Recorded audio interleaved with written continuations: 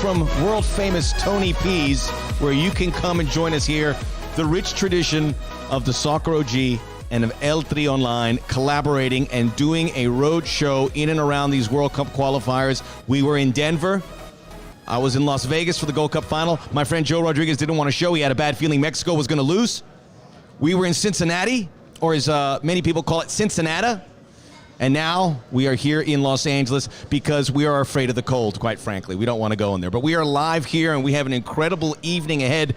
We're trying something new, and we want you to be part of it. So if you are in the Los Angeles area, come here to Tony P's. We'll watch the USA game. We'll watch the Mexico game later. We'll have a live stream after the USA game, recapping what we saw, hopefully a victorious effort from the USMNT. And we'll do a little preview of Mexico at 9 o'clock with El Tri Online. We will be putting a bow on the day, and hopefully your favorite team is in good shapes. There it is, Tony P's Dockside Grill. Put it in your, not your Venmo, your, what is that? What's the app that gets you places? Google Maps? Google Maps, there you go. Google Maps is so good these days. Thank you, gracias. So come on down here. We're going to have some giveaways. We'll have you maybe pop up on the live stream. If you have something to get off your chest, this is a place to do it here in Los Angeles. We are live. We'll get you towards the kickoff of the game. We're giving you another option to consume the U.S. men's national team games. There's some great options out there. The national broadcasters do a great job, but maybe you need to go a little bit deeper, and we'll be able there to provide it. And again, this is comprehensive. Yes, I talk about the United States, but we're talking about Mexico because we're all in this. It's all about getting to the World Cup. And maybe one of these teams doesn't make it.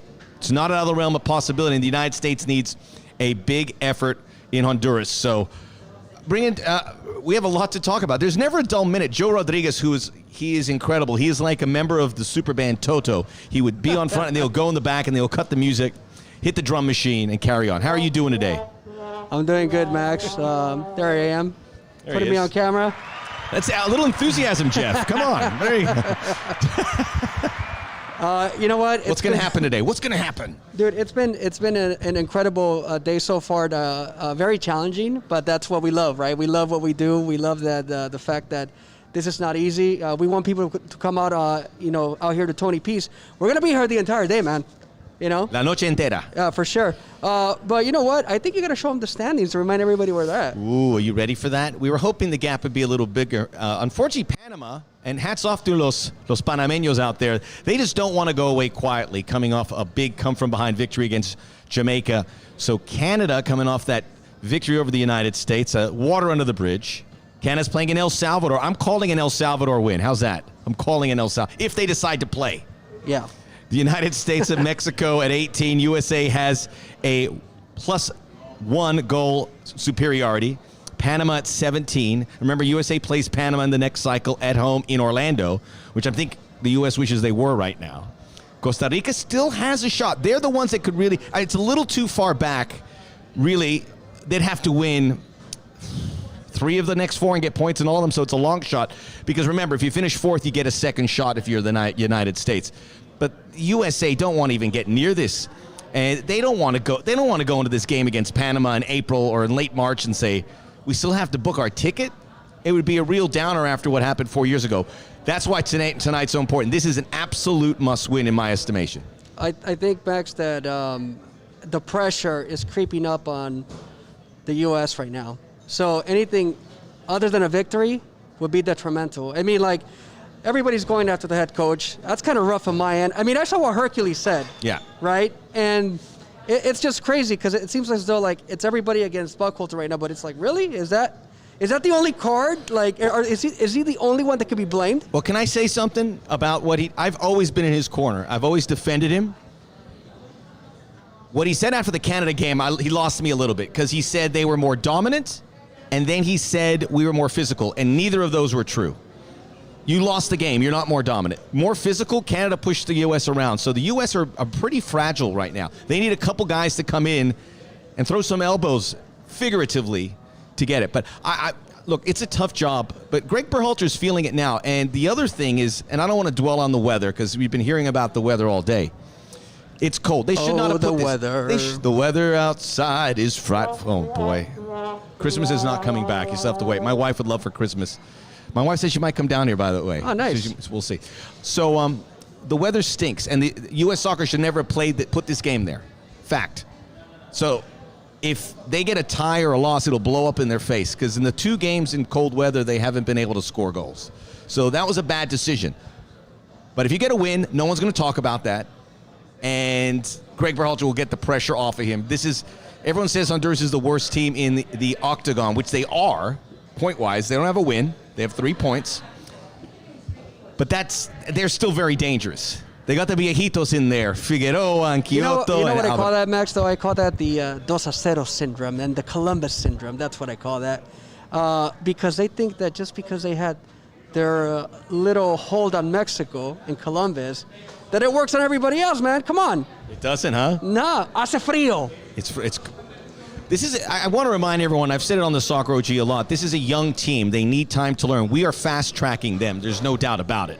There's 19, 20, 21-year-old guys that we've put into the deep end of the pool by necessity in many ways, but they have to find a way.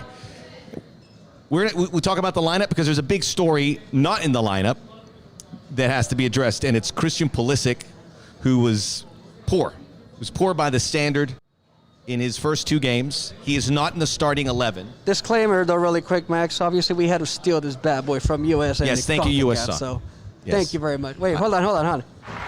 I'm pretty liberal about stuff I get off of them, too. So, US, we thank you. It's a beautiful graphic. That's why we want to share it with the masses here on El Tri Online and the Soccer OG. Christian Pulisic, this was a big one for me because, he's low on confidence. If you pull him out now, it's not going to help his confidence. And you wonder what it does for that relationship. And it creates a problem for Greg Berhalter that he's going to have to address afterwards, especially if things don't go well. I tend to think you start him. I don't know if it's such a weird one, but I want him to get games. I think he did better in Canada than he did in El Salvador, so I would imagine he would want to play here. But we heard from him a week ago, I believe it was before the El Salvador game, didn't seem overconfident. He's been struggling with what's happened with Chelsea's hurt him. They played him out of position. He addressed it. Doesn't play in the ideal spot. He's acknowledged saying, it's good to be versatile, but I want to play where I want to play. Clearly, that is some baggage he's brought in. That's not Chelsea's fault. Chelsea have to put a team on for their game. This is something he's going to have to process. A little. He'll have to process it somehow. Un poquito. Would you have played him just with the form that he played? Look, here's the deal, Max. I think that at the end of the day, you got to play your stars, man. I think so too. You know, it's like everybody talks about it. And this should be the easiest of the 3 games. It's like fantasy, right? In fantasy, right, they always tell you never bunch your stars. I mean, bad time to bring up the NFL right now, by the way. Bad time to bring up the NFL. I'm just saying, though, brother. Like, he's your superstar. He is the man. Why would you not play him? I mean, like, I don't know, dude. Like, there might be other politics and all that stuff. Yeah, maybe been a conversation they had, but he's going to go. It's good to know he's there on the bench, and maybe it is the right decision. You like Pepe starting? I think it was time for Pepe to start. Glad he got those few minutes, but this is a guy that I think falls in that category. We're putting a lot on his shoulders. He turned 19. He's still a teenager. Did he already turn 19? I don't think so. Yeah. I'd have to check, but he's close. Regardless, hasn't scored a goal in a long time. So there's the problem with this. People said that these players haven't been playing. A lot of them haven't been in a confident role. So Ricardo Pepi, I'm glad Tim Way is back. He couldn't get to Canada. There was an issue with the vaccination. Yep. And then Jordan Morris, who I do like because I think he's been the best guy off our bench. So he's a direct runner who plays in a cold climate. It doesn't matter the cold. It's not I don't think it's the players with the cold. I think they can handle the cold. It's the field and the ball. Right. To me. Hey, Max, really quick, by the way, I just want to give a couple of quick shout-outs and just remind everybody that's tuning in to make sure that they continue to message us. We'll try to, put their messages online, if not at least mention them. So far, we got Luis Perez. He's saying Berhalter's get out of jail free card. Tonight. See the last game. See the last game versus Mexico. I think he means Pulisic. Oh, I got you, yeah. So saludos, Luis Perez, and then also el buen Don Ramon. He'll be joining us, right?